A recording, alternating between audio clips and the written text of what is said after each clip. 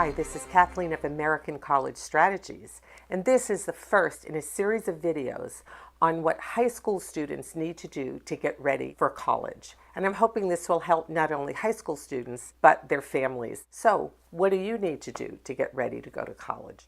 First of all, welcome to your high school years. This is an exciting time, and you're going to have a lot of fun, but you're going to be challenged. So what you need to do most of all is do and be your absolute best while you're in high school. I know a lot of you have heard college costs a lot of money, and I know for the families, you're really worried about, can we afford to send our students to college? Right now, I believe what you need to focus on is your students' success in high school. The money will come, the money will be there. There is lots of money. Focus on supporting your student in being the best they can be academically in high school. An example of some of the funding that's available for you is the state of California.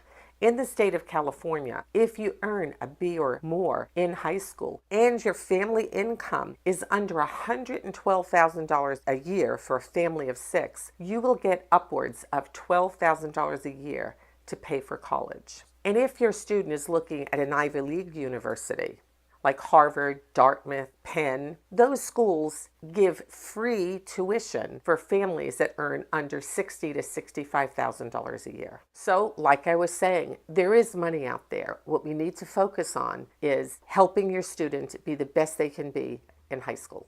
Additionally, there are many organizations that you should look at that will help finance education. Your local Kiwanis is one of those organizations. There's an organization called QuestBridge, and I would suggest you look it up on the web.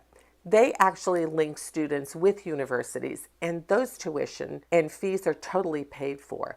It's for really highly performing students, but it's a fabulous program. So look at the QuestBridge program. For students in the southern part of LA County, you might want to look at the Sandpipers organization, a group of women that gives many scholarships for students going off to college. So look in your local community. You will find many, many opportunities to get money for college. But what I really wanted to do today is talk to the students and what you need to do in high school to prepare for college. Number one, I want you to seriously look at your online personality because universities do look at what you are posting online. What do people see when they read your email address?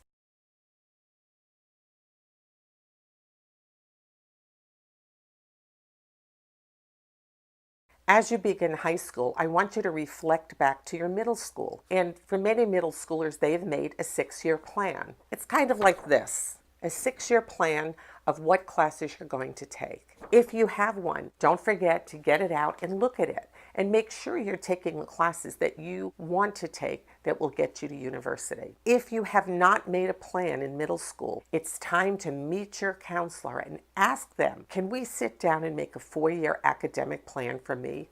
My goal is to go to university. That's a great way for you to meet your counselor and a great way for them to get to know you and know that your goal is to go to university. That it's important to meet your counselor about 4 times a year.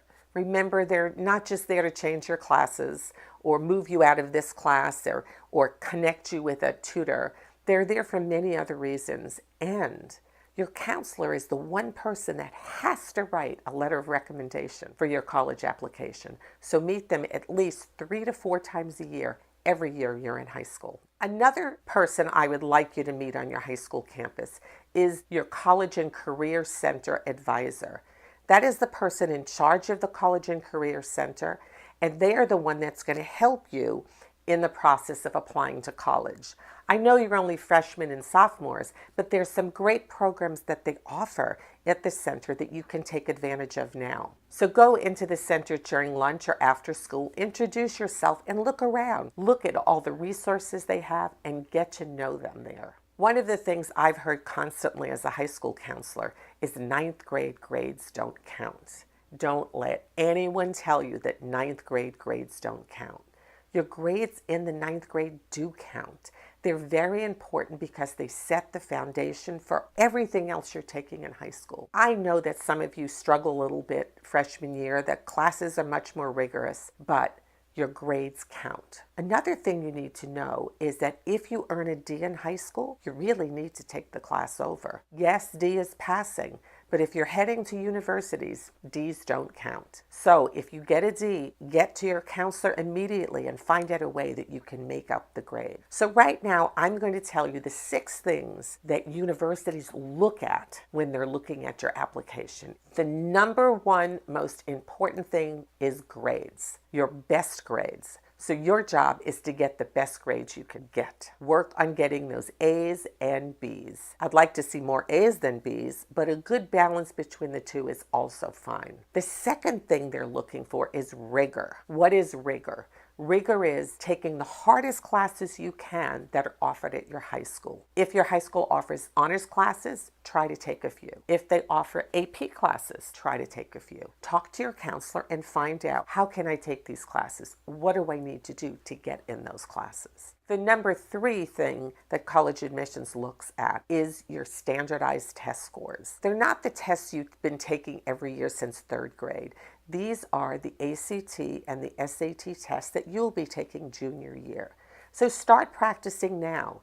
You can download an app that will give you a question of the day in English and math. So I suggest you go online to College Board or some of the other sites and download their app and get that question of the day.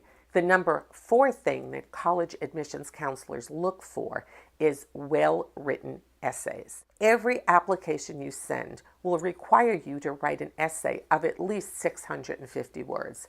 And for some applications, you may need multiple essays. So my suggestion is really perfect your writing skills. Check with your English teacher, have them look at your writing, ask how you can improve. The number 5 thing that college admissions counselors look for is your involvement in your school, your involvement in your community. They want to see you not just going to school, but being involved in clubs, in sports, in organizations. I'm not telling you to be involved in 12 organizations. In freshman year, consider joining 2 different clubs. That would be fabulous. The number 6 thing that college admissions counselors are looking for are 3 words: passion, impact, and initiative. They want to see your passion. If you're in a club freshman year, by junior and senior, will you be president? Impact. What impact have you had on your community? Have you made your community a better place? Have you inspired your school to do things differently? And initiative. What initiative have you taken to change your school environment, to change your community, to develop a new organization that's brand new on your campus? Those 3 words, passion, impact, and initiative, are key in the college application process. So I've given you 6 points, and as you head to freshman and sophomore year, remember, continue to visit college campuses, go to college fairs, look online at nacyac.org, and find out when the college fair is coming to your community. I've given you 6 pointers on what college admissions counselors are looking for, but what I want you to do is have a great time in high school. Keep looking at colleges and have a great year.